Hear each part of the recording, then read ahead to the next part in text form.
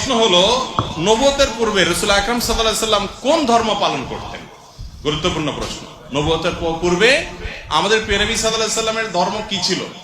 যদি বলেন যে কোন ধর্মে অনুসরণ করতেন না, তাহলে নাউজুবিল্লাহ, উনি কি ধর্মহীন ছিলেন নাকি?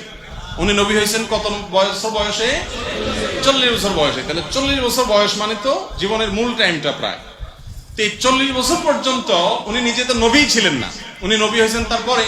তাহলে 40 বছর পর্যন্ত নবী হওয়ার আগে তার ধর্ম কি ছিল?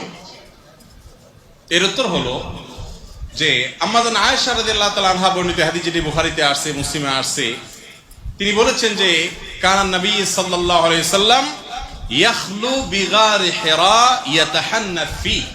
নবী সাল্লাল্লাহু আলাইহি সাল্লাম নবী হওয়ার আগে হেরা গুহায় গিয়ে ইবাদত বন্দেগী করতেন।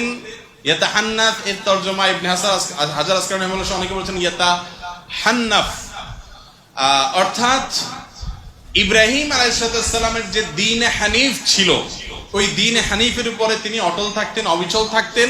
সমাজের বিভিন্ন অপরাধ, এগুলোর যে আপনার কি বলে এটাকে, এগুলোর যে ছোঁয়া, এগুলোর যে আঁচ, এগুলো নবীজি সাল্লাল্লাহু আলাইহি সাল্লামের গায়ে তিনি লাগাতে দিতেন না, বরং তিনি হেরা গুহায় গিয়ে আল্লাহর ইবাদত বন্দেগী করতেন। ইব্রাহিম আলাইহিস সালামের যে মিল্লাত ছিল, মিল্লাতে ইব্রাহিমী যেটাকে বলা হয়, এই মিল্লাতে ইব্রাহিমের উপরে নবী করিম সাল্লাল্লাহু আলাইহি সাল্লাম ছিলেন। তাহলে তার নবুয়তের আগের যে সময়টা, এই সময়টাতে তার যে দিন ছিল, এটা ছিল দিন ইব্রাহিম। কোন দিন ছিল?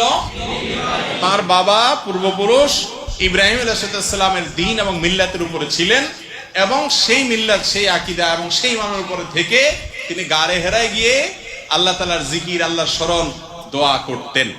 নবী করিম সাল্লাল্লাহু আলাইহি সাল্লাম মক্কায় জন্ম হয়েছে তার, মক্কায় বড় হয়েছেন, 40টা বছর নবী হওয়ার আগ পর্যন্ত এখানে কাটিয়ে দিয়েছেন।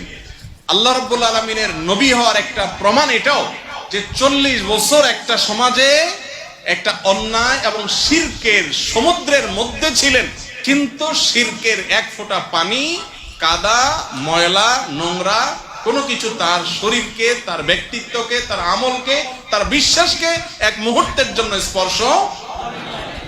এটা সম্ভব শুধুমাত্র তার বেলাতে, যাকে রক্ষা করেছেন স্বয়ং আল্লাহ।